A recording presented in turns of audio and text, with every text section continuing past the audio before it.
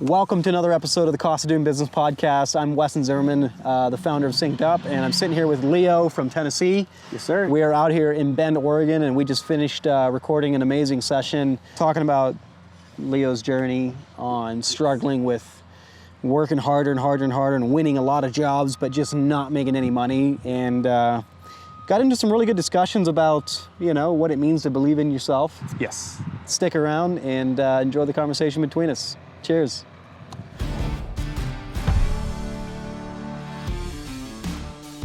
Welcome back to another episode of the Cost of Doing Business podcast. We are officially on the job site, live on Instagram and on the podcast recording.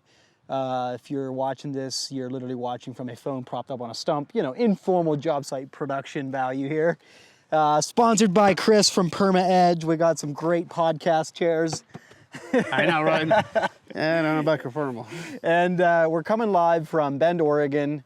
I'm sitting here with Leo. I'll let you introduce yourself, but there's basically at this Link Academy event out here in Oregon, there is 40 or so contractors out here learning hands-on training with water features, hardscapes, outdoor living space design, all of that stuff. So while we're out here, there's a handful of SynkedUP users present at the event, so I'm using the opportunity to grab some podcasts content and interview some fantastic customers. And plus, we're adding more to the tribe.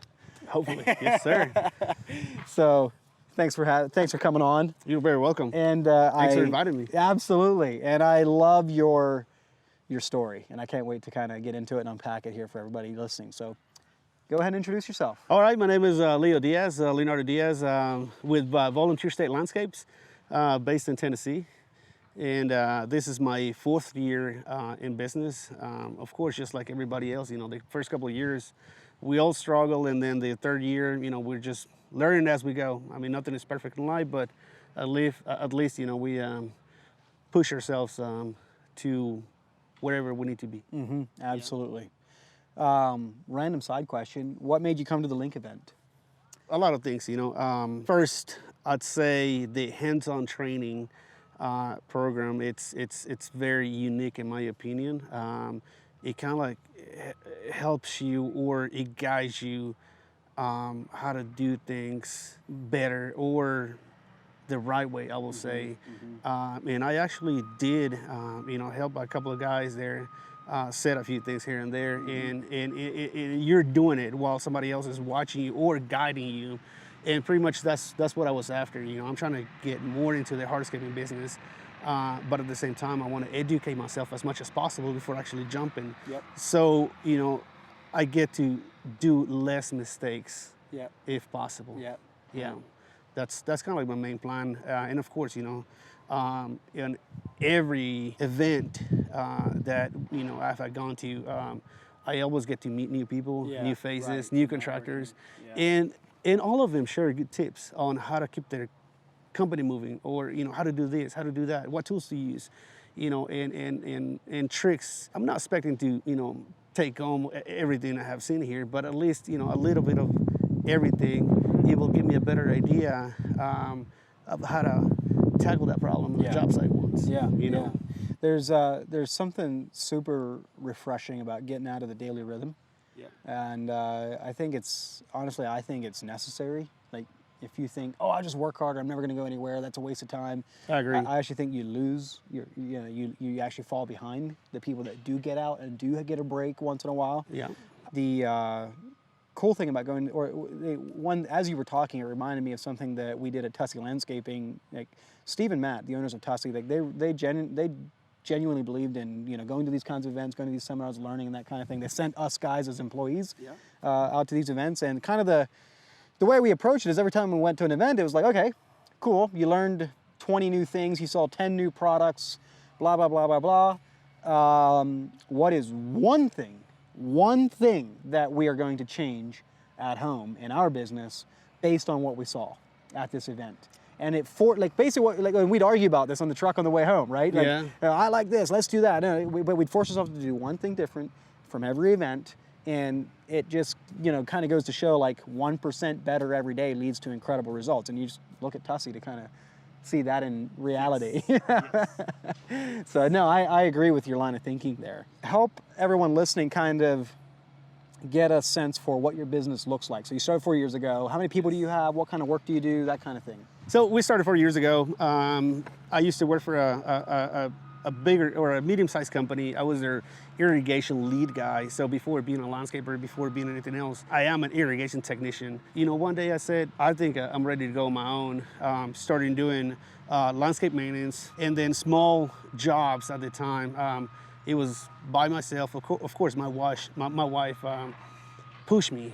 Mm-hmm. I'd say, you know, there is a good amount of my success thanks to my wife, that, you know, she believed in me, and she believed in all this on my future, and I jumped out of the boat and started selling it myself. Wow. And she actually helped me the first year.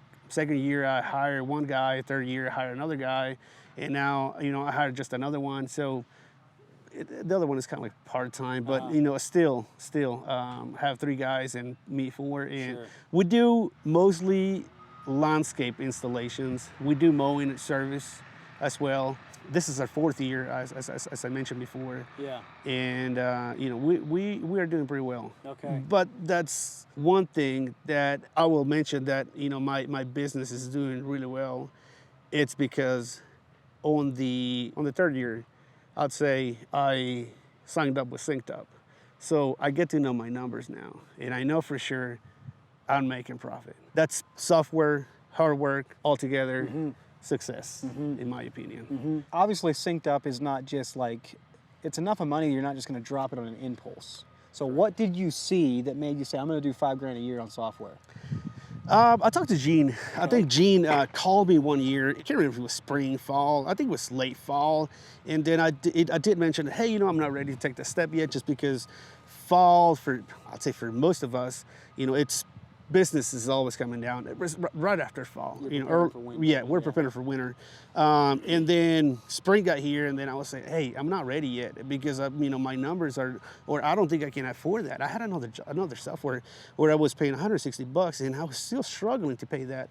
And then, you know, $5,000 a year, hey, you know, that's a lot.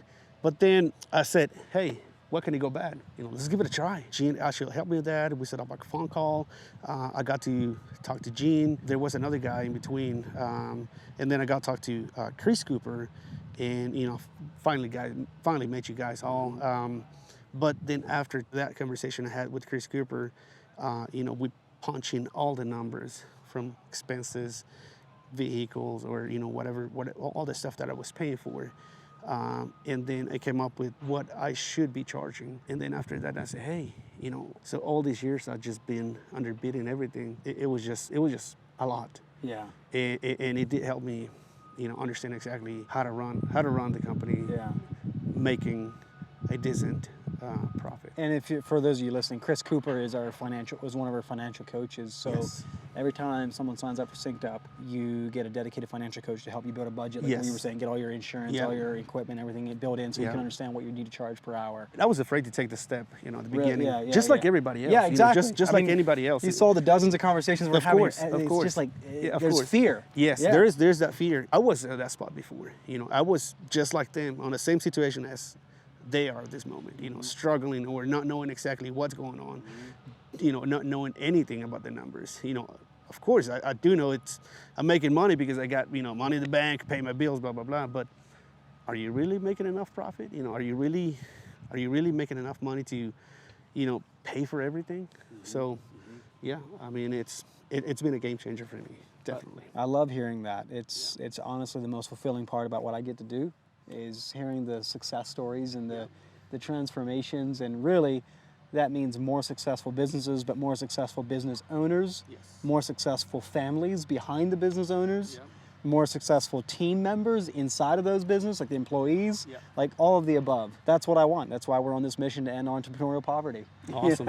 Yeah. And I'm glad I came up across you guys. You know, it's definitely been a blessing, in my opinion. Well, that's fantastic to hear. When you got it, like you said, hey, what can go wrong? Let's try it. At that point, that's going on faith. But When was the moment that it transitioned from faith to reality? What was the moment that you knew, like, this is awesome? This is so exactly what I needed. So, let's just go back again just a little bit. As I mentioned, the $160, I was struggling to pay for it, $5,000 a year. Gene, he was asking all these questions. And he said, you're probably not making enough money. Your numbers are probably a little off. That's why, you're struggling with all the work that you get and not being able to afford this, that $160, then that means something's wrong with your company. And then he said, hey, just give it a chance, just let us help you at least, with a sample spreadsheet and fix those numbers. And if you like it, go ahead with it. And if it doesn't work, then it doesn't work. As soon as I send my first bid or sold my first project, I compared those numbers, what I had before, what was now.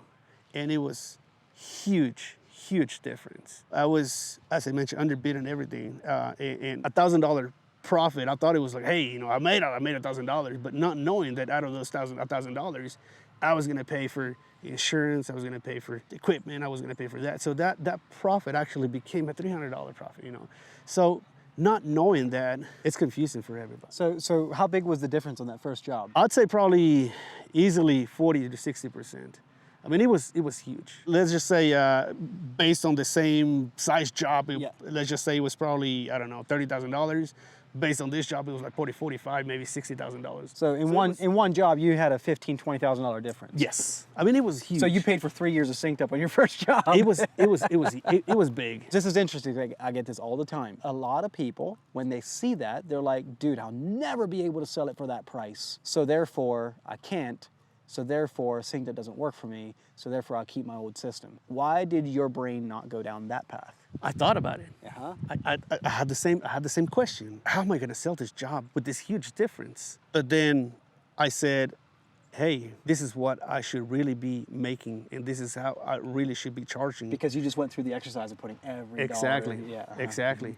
And that changed everything. If he sells, if he does, even out of 10 jobs. If I sell only 5, I know I'm making profit. I know I'm making a decent. Yeah. I can pay my employees what they're asking for, and still make profit. So the idea was you'd rather not even win the job at a price that you're not going to make any money on. Exactly. Yeah. Exactly. Which is the right answer, but for whatever reason, our emotional side of our brain wants to say, I'll never be able to sell it for that. Or another version of the same objection is, hey, ever since SynkedUP, my prices went up, and now I can sell no work. And it's like, well, maybe you're trying to sell to the wrong people. Yes. Maybe you're trying to sell Ferraris to Impala customers or Honda Accord customers. Yep.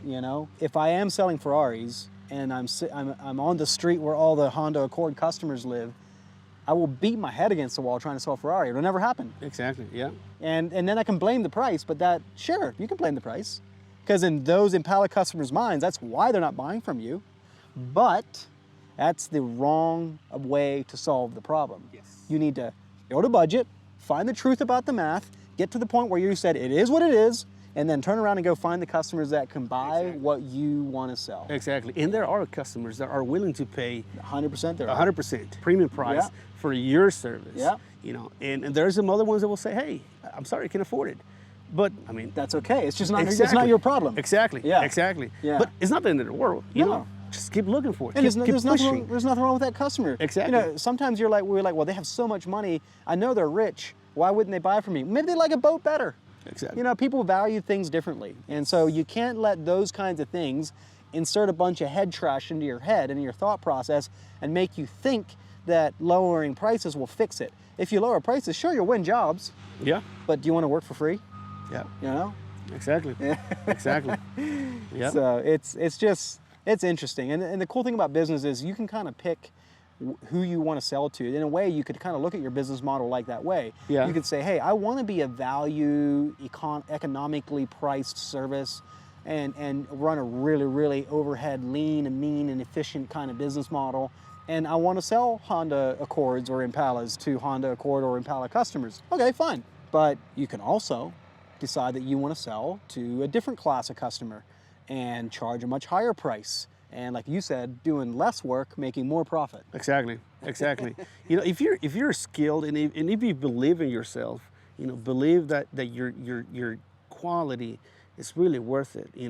Don't sell it for cheap. Just be fair and, just like you said, look for the right clients. Yeah. It's a key on it. Because the thing with saying my customers don't buy because I'm too expensive, it just isn't your problem. Like, the way I like to explain it is, go to budget so you can understand exactly to the penny what your break even is on every single job. Yep. And then focus your efforts on becoming the most top-notch service company, the one with the most 5-star reviews, the one that delivers the most value, the best client experience. You will make more money focusing on those things than trying to save $5 off your man-hour price ever will.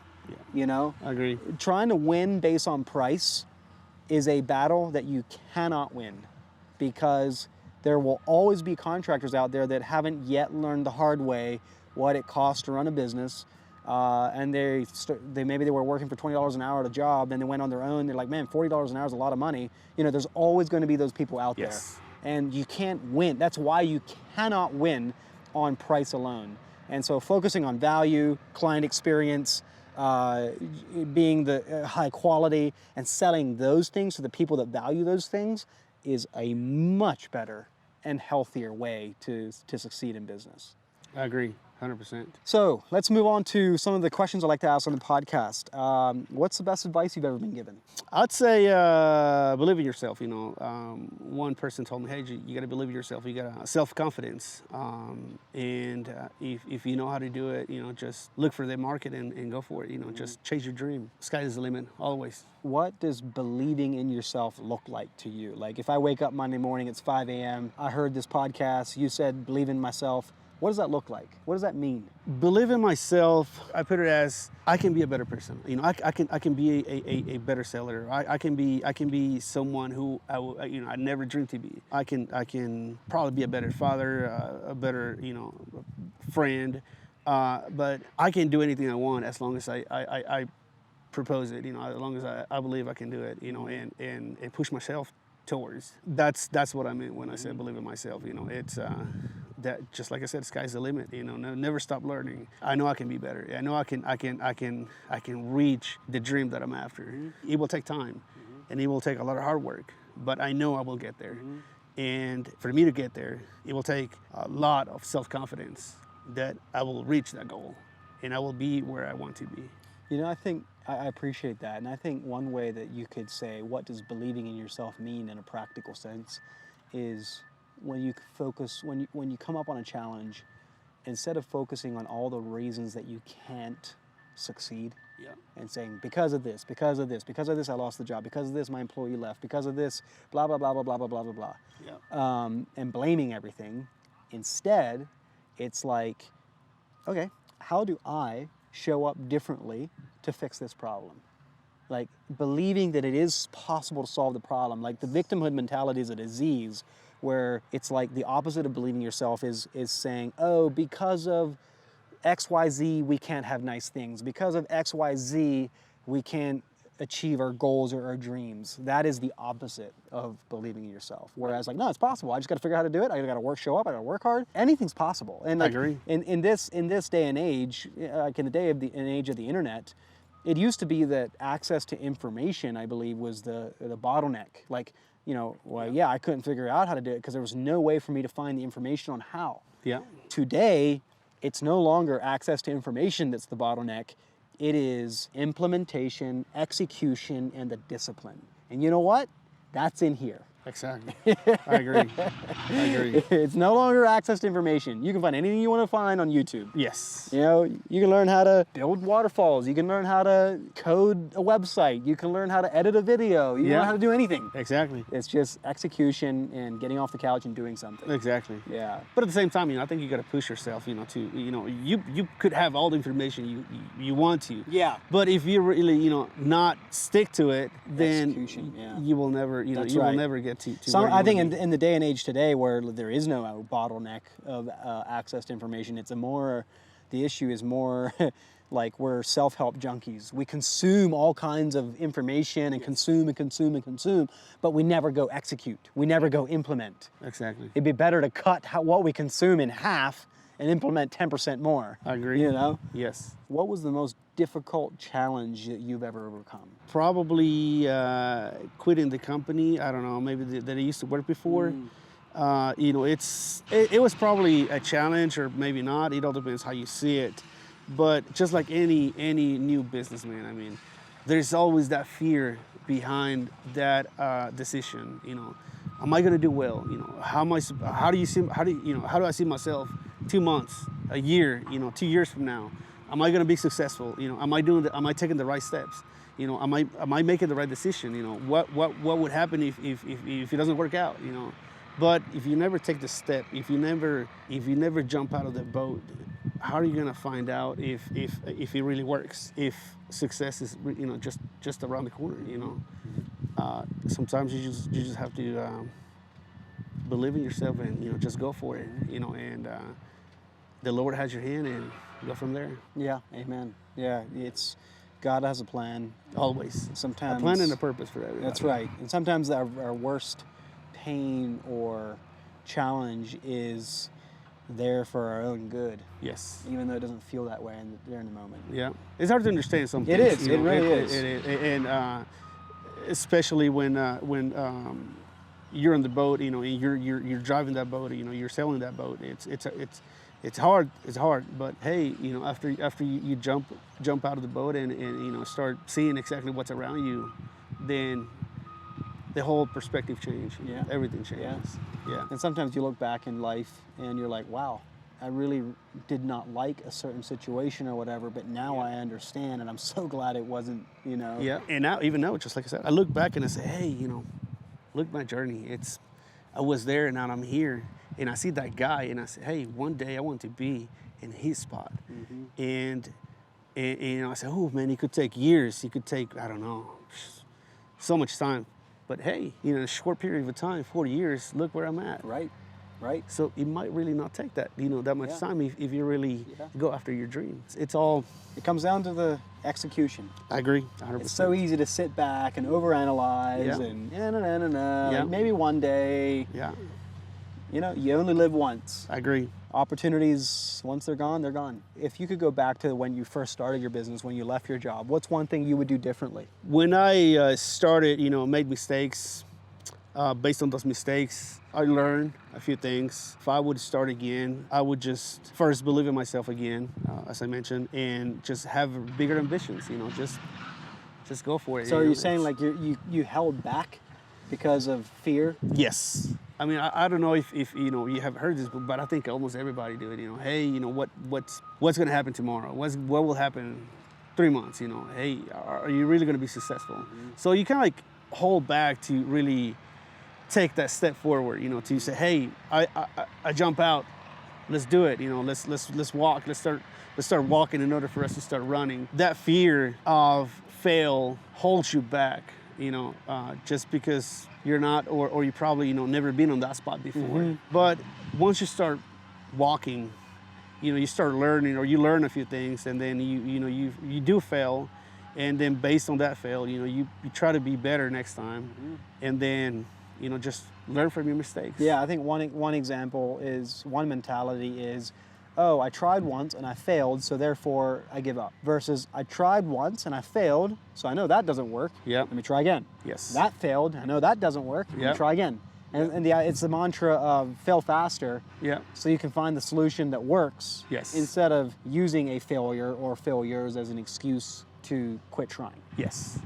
Because there's no after you quit, there's no chance. Exactly. You know. Yeah. And you know, so many mistakes. And I'll learn from them, and let's go that. You know, if it doesn't go that route, let's look for a route. You know, exactly. There's always a solution for everything. Like I've heard somebody say, bob and weave. When there's an obstruction in front of you, bob and weave around that thing. You know, figure it out. Figure it out. There's always a solution for everything. I like the figure it out factor. That's I like working with people that view life that way. Yeah. What is one thing that you feel makes your business or yourself unique? Like something that makes you stand out or different from others around you? You know, nobody's perfect, but it all depends on the owner. It all depends on the crew. You know, we always look for nice, neat, and close to perfection. You know, and I think that my company is always after that.